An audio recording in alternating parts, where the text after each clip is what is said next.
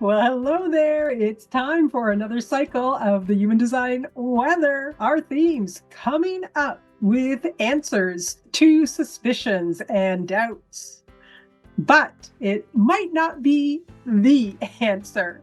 Planning ahead, revolution, partnerships based on aligned principles. These are all pressures coming in for this cycle from August 11th to 16th, 2025. I'm Margot Fraser, your guide through the cosmic weather. I'm a certified human design professional and intuitive coach, and I'm on a mission to help you know, live, and love the magic of your true nature. With this cycle, we have two awareness center traits in the Sun Earth positions, one in the Ajna, one in the solar plexus. So we know it's going to be a cycle with the pressure to think, and it's going to be emotional. But there is the opportunity for the related awarenesses to come in. This cycle begins August 11th at 12:53 a.m., going until the 16th at 9:28 p.m. Mountain Daylight Time. In universal time coordinates, it's starting August 11th at 6:53 a.m., going until August 17th at 3:28 a.m. So remember to convert that to your own time zone so you know when it starts and ends for you. We start with the Sun Earth activation because that's 70% of the conditioning field. So let's dive in. We have the Sun moving into gate 4, the trait of formulaization and youthful folly. I love that name. That's in the Ajna Center. The Ajna Center is the seat of the mind and the mental processes like analyzing, conceptualizing, researching, and comparing. Logic circuitry always has us looking to the future and thinking about how we can make our plans happen.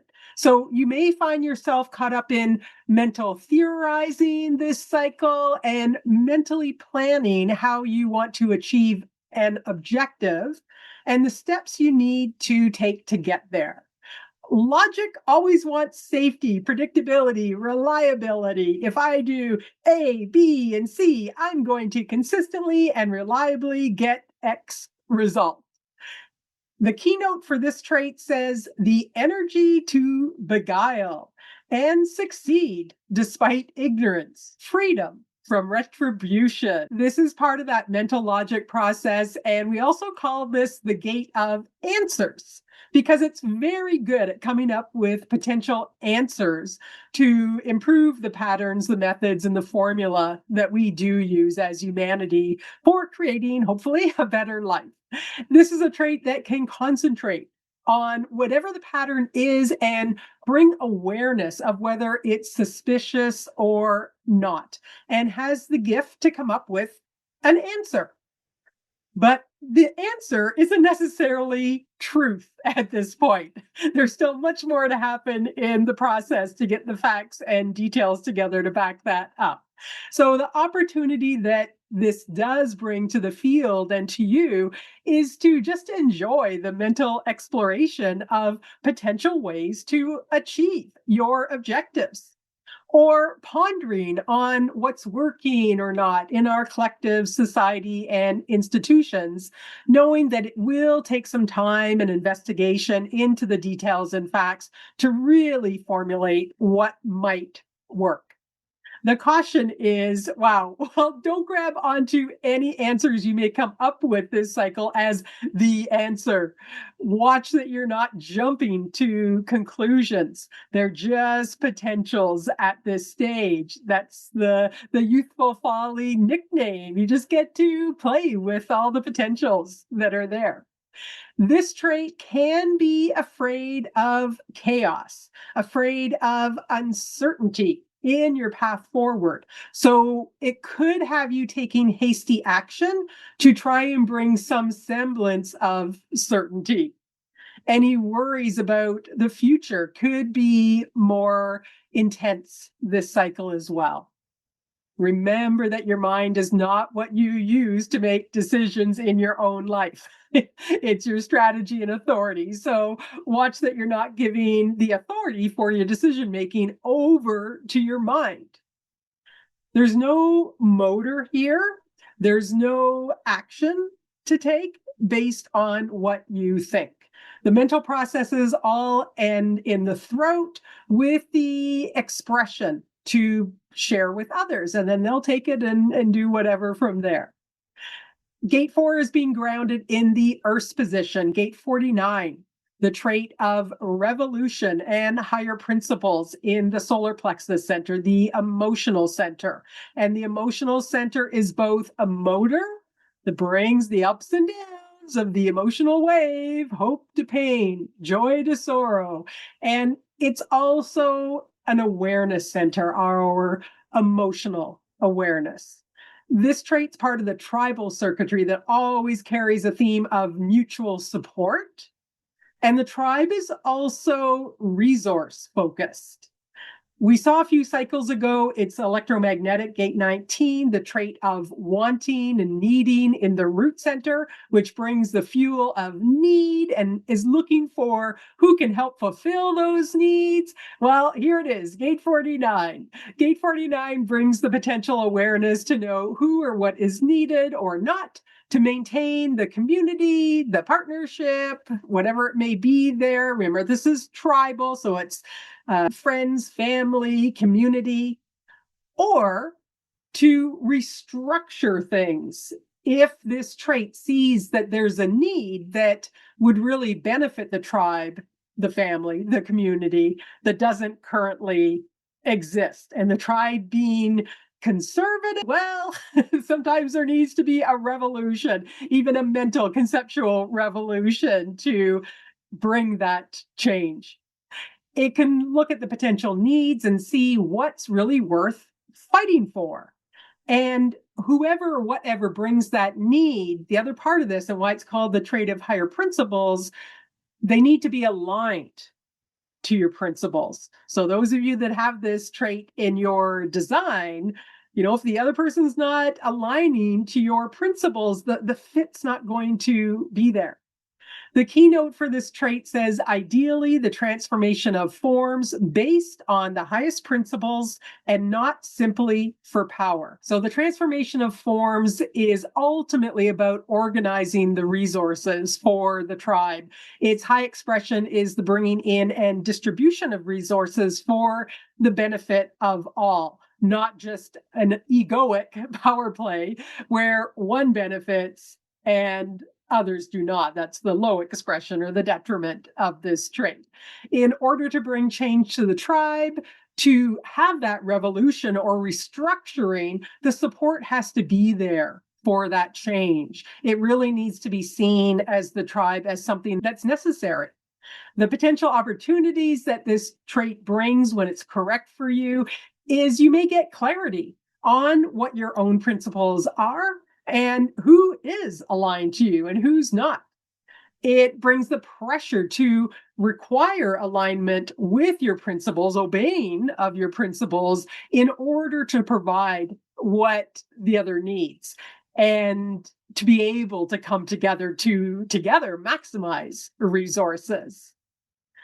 Also, that alignment's needed to be able to really come into communion with the others.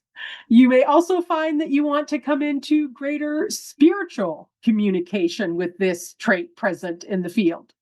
It brings a sensitivity to the needs of others, and you may be willing to provide resources to them if they do align. In that case, you can put your energy into the revolution necessary to shift the principles in the relationship, the family, the community when needed. This is part of the channel of sensitivity, the channel of synthesis. We also call it the channel of marriage, literally or metaphorically. Hey, we align, we fit, right? We can have a marriage there, a partnership. It's also where there can be divorce. We don't align. We need to separate. So there could be some discernment, some awareness that comes in this cycle. You might gain that around that aspect around alignment and who's aligned for you and not with those that you're in relationships with in your life. The cautions are that this is in the emotional center. So you need to make sure that you're not making a decision about who's aligned and who's not based on the highs and lows of the emotional wave. It takes time and patience to get that clarity over time. This trait also carries fear of rejection. Right? If you see rejection as something that's negative, instead of the benefit of, oh, we don't fit, like, these pieces of the puzzle don't fit together. It's just not going to work.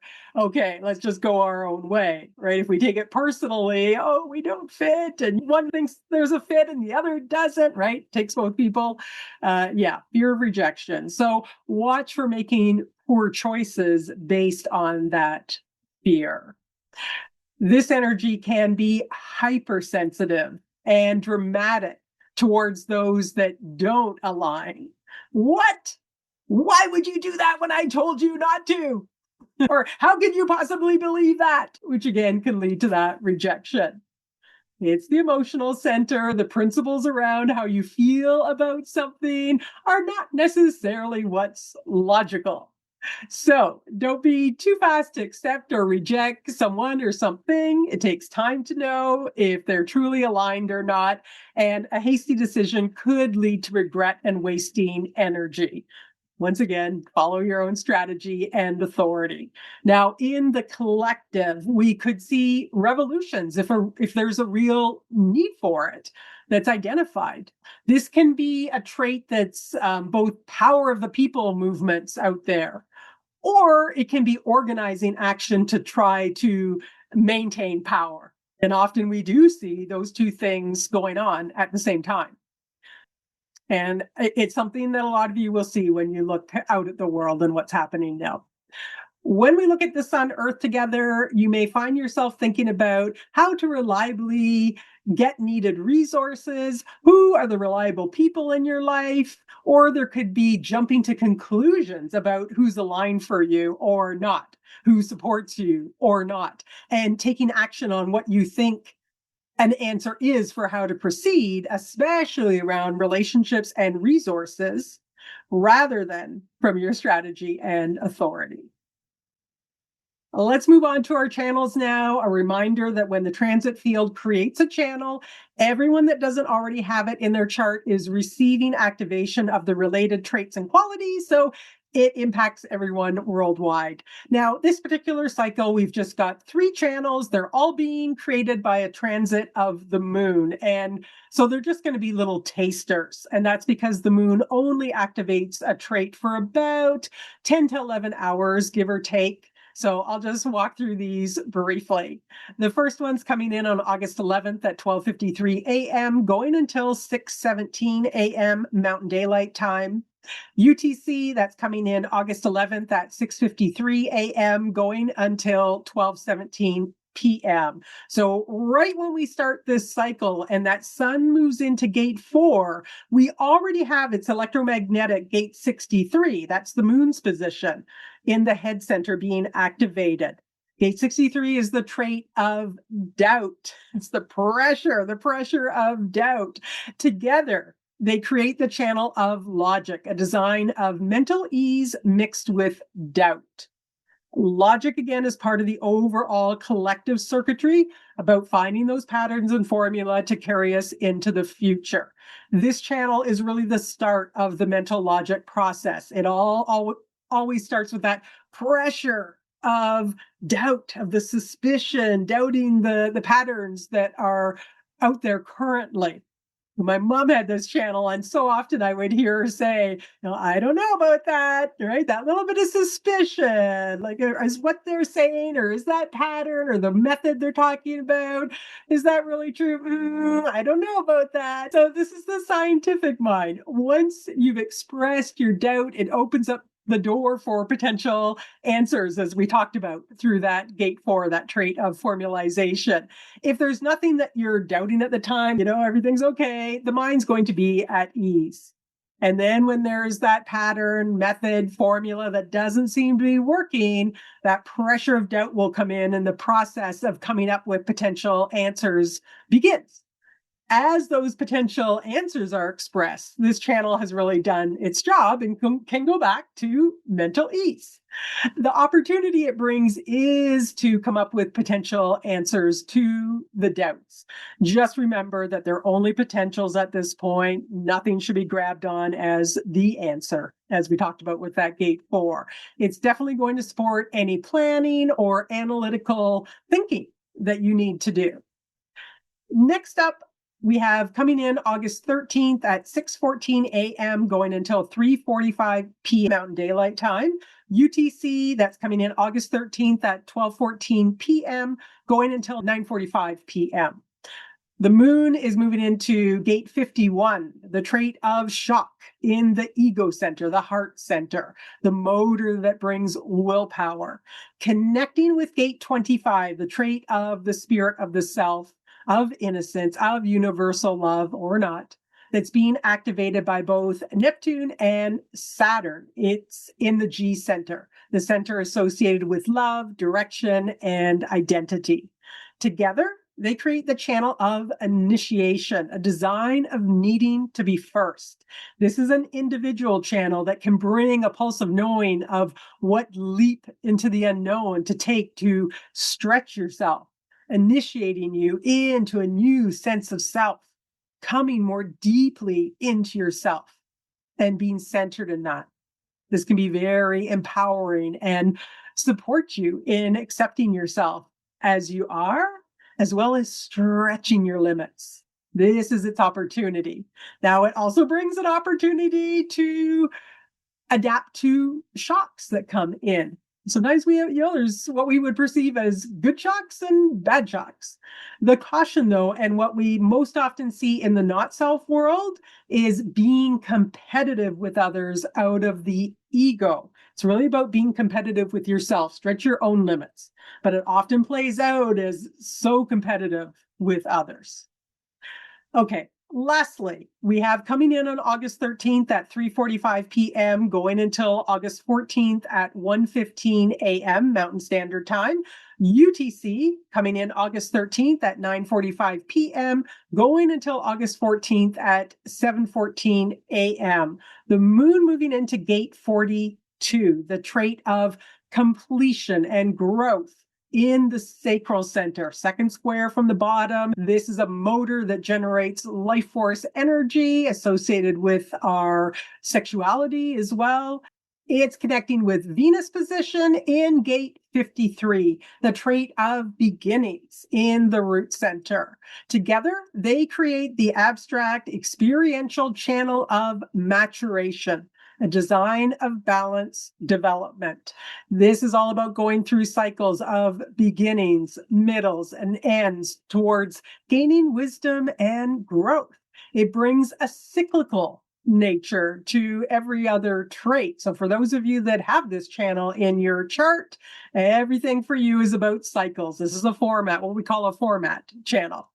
The opportunity is to start something new or take that next step or bring something to completion, moving through the experiential cycle. Again, it's just a little taster, not going to have a big impact, but you may get a little boost forward from it. Of course, if you're not following your strategy and authority, you could end up doing any of those things at the wrong time.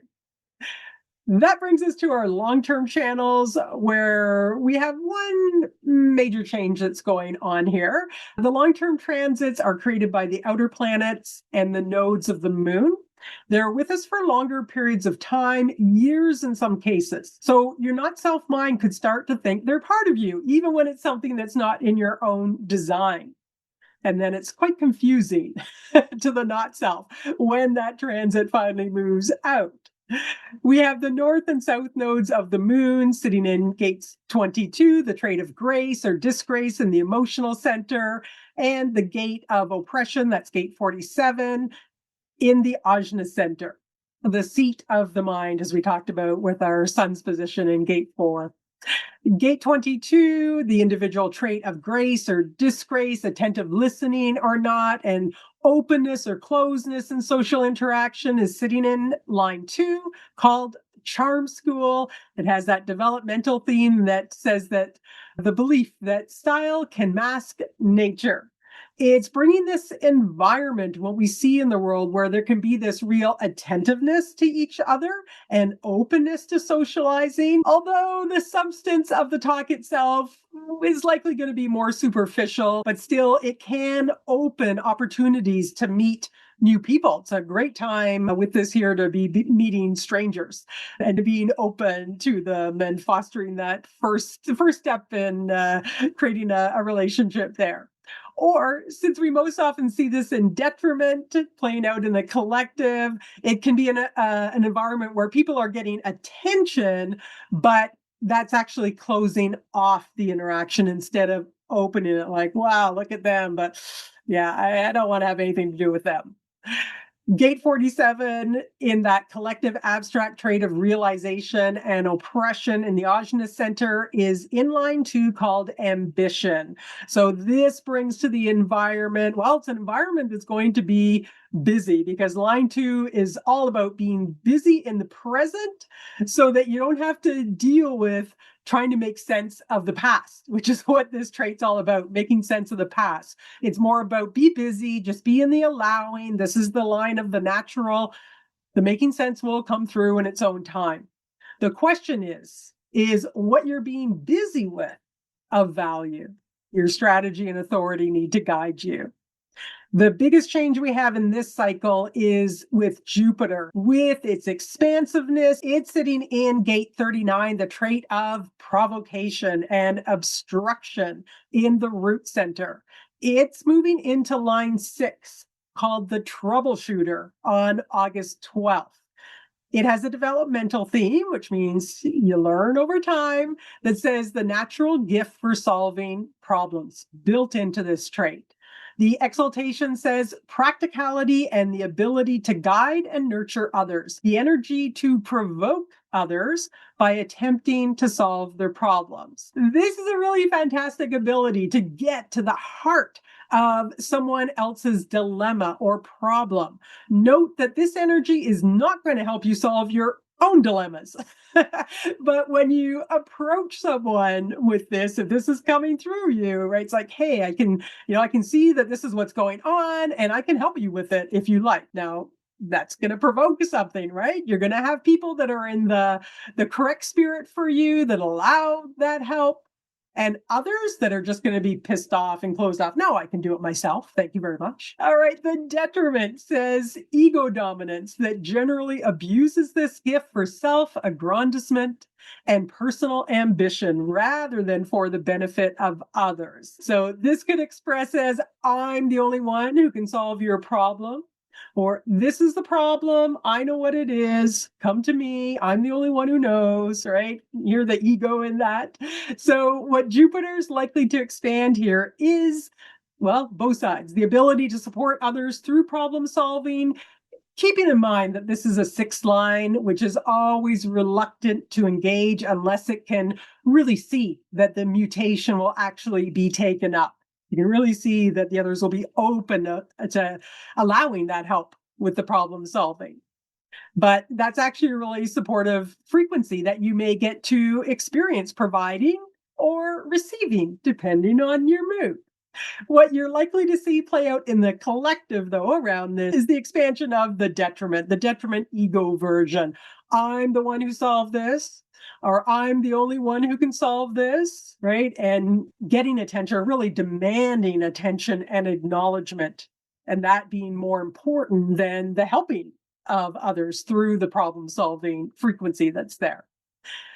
Saturn and Neptune still sitting in gate 25 in line 4. That's the gate or trait of the spirit of the self, innocence, universal love. They're both sitting in line 4 that only has exaltation. There's no detriment here.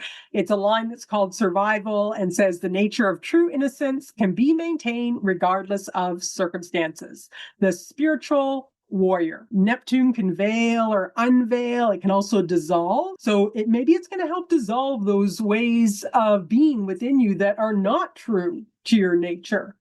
It could also veil the nature of true innocence. Both of those could play out.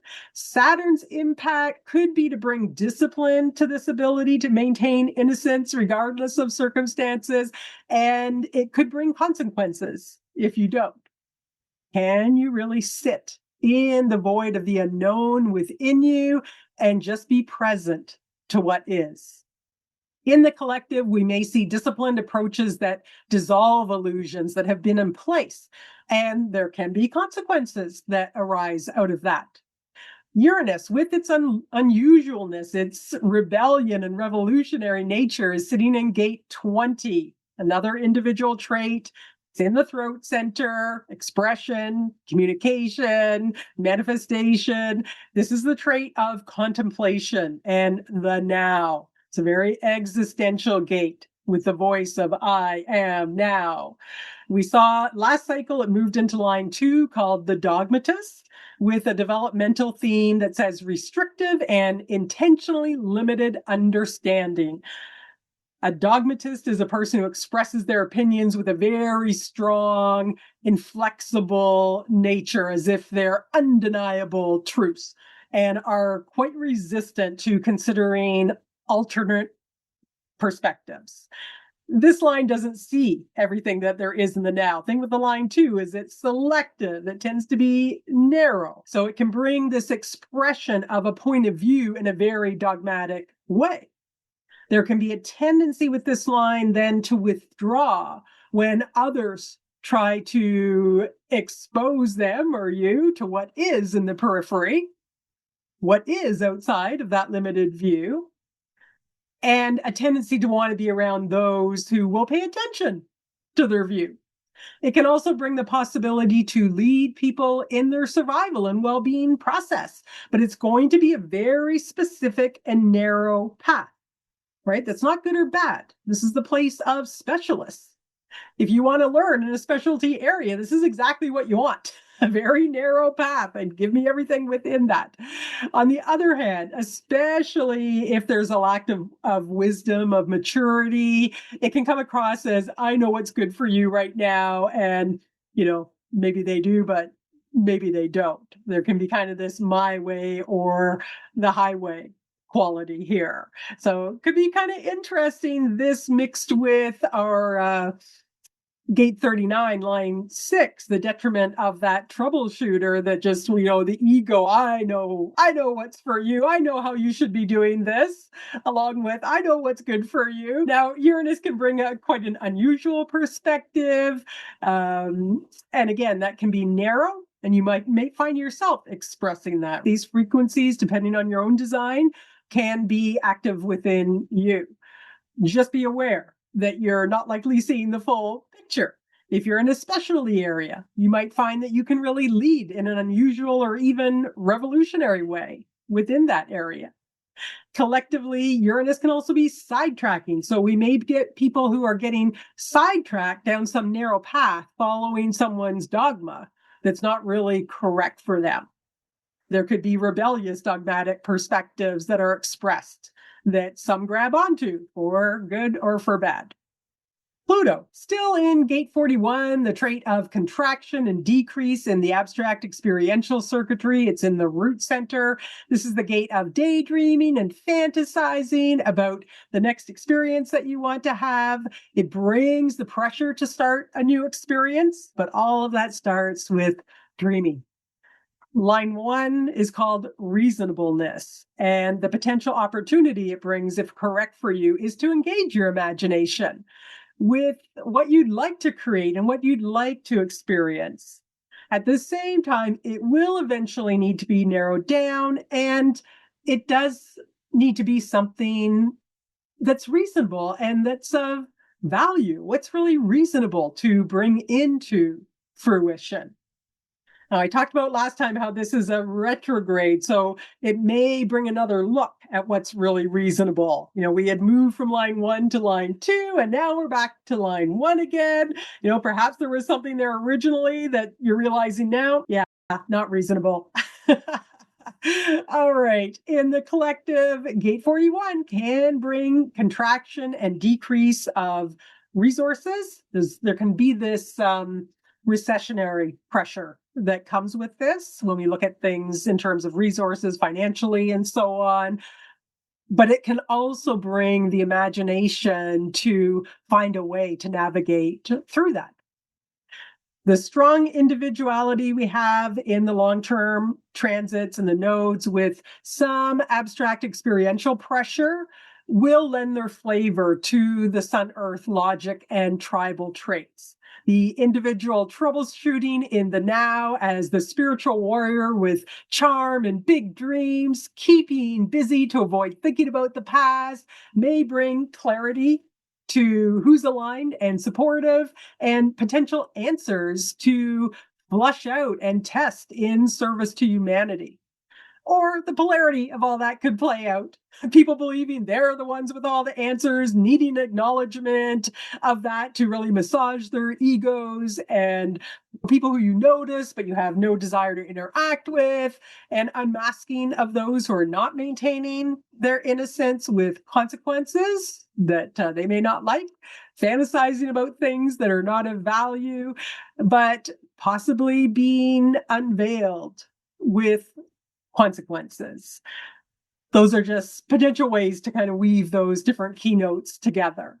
Remember, for any of these traits, if you don't have them in your own design, it's just pressure from the transit field. You can observe it playing out around you, you can learn from it, but whether there is anything for you to do, to take action on, is going to be according to your own strategy and authority. So try not to let these frequencies puppet you. And that brings us to the end of the cosmic weather for this cycle. If you want to run your own chart, you can go to jovianarchive.com. If you're new to human design and you want to understand the basics of the body graph at a high level, what's the black and the red about, the different geometric shapes, a bit around the background of the system, you can grab my free Human Design Basics mini course at margotgfraser.com/human-design. If you enjoyed this podcast, I would be so grateful if you'd give it a like and consider subscribing. Okay, so watch your mind and its planning and potential answers to doubts. Just watch that that's not running the show. Allow it to be an enjoyable experience, but you're observing it. Watch that you're not jumping to conclusions about things. Use the frequencies to support you in knowing who's aligned for you and who's not, if it's correct for you. Just remember, this is emotional and takes time. Expect heightened emotionality in this cycle.